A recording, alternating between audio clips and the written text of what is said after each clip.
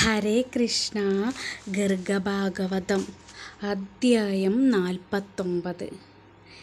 യജ്ഞാരംഭത്തിലെ സ്വജന നിമന്ത്രണം.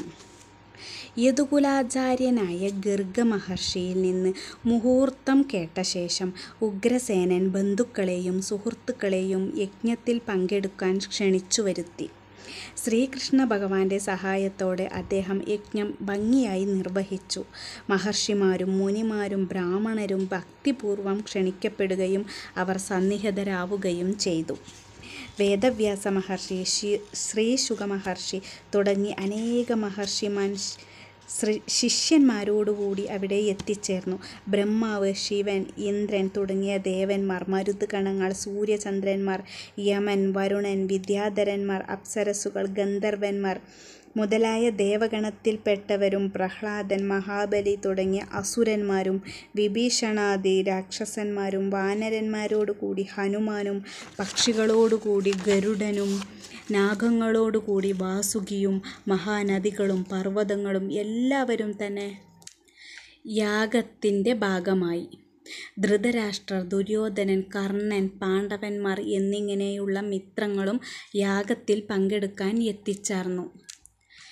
രേവതാദ്രിക്കും സമുദ്രത്തിനും ഇടയിലുള്ള പിണ്ഡാരക ക്ഷേത്രത്തിൽ വെച്ചായിരുന്നു യജ്ഞം നടത്തപ്പെട്ടത്. വിസ്തൃതമായ യജ്ഞമണ്ഡപം കമനീയമായി അലങ്കരിക്കപ്പെട്ടിരുന്നു.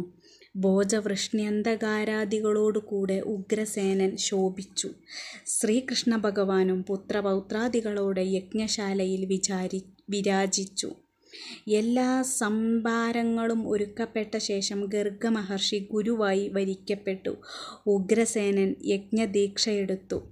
ധാരധാരയായി നെയ്യ് ഹോമിച്ചപ്പോൾ അഗ്നിദേവനും സോമപാനത്താൽ ദേവകൾക്കും അജീർണം പിടിപെട്ടുവത്രേ. ത്രിലോകത്തിൽ ഒരു ജീവി പോലും വിശപ്പു സഹിക്കേണ്ടി വന്നില്ല. ഉഗ്രസേനൻ രുചിമതി എന്ന പത്നിയോടുകൂടി പിണ്ഡാരകതീർത്ഥത്തിൽ അവഭൃതസ്നാനം നടത്തി. ദേവകൾ ദുന്ദുഭി മുഴക്കിക്കൊണ്ട് ഉഗ്രസേനൻ്റെ മേൽ പുഷ്പവർഷം ചെയ്തു. ഗർഗ മഹർഷിയും മറ്റുള്ളവരും ഒട്ടനേകം അമൂല്യ വസ്തുക്കൾ ദക്ഷിണയായി നൽകപ്പെട്ടു. ഗർഗാചാര്യനും മറ്റുള്ളവർക്കും ഒട്ടനേകം അമൂല്യ വസ്തുക്കൾ ദക്ഷിണയായി കിട്ടി. ദേവകൾ അവരുടെ ഭാഗങ്ങൾ സ്വീകരിച്ച് സ്വർഗത്തിലേക്കു മടങ്ങിപ്പോയി. രാക്ഷസന്മാർ, അസുരന്മാർ എന്നിങ്ങനെ മറ്റു വർഗത്തിൽപ്പെട്ടവരും സ്വന്തം സ്ഥാനങ്ങളിലേക്ക് തിരിച്ചുപോയി. നന്ദാദികൾ സന്തോഷപൂർവം ഗോകുലത്തിലേക്കു മടങ്ങി.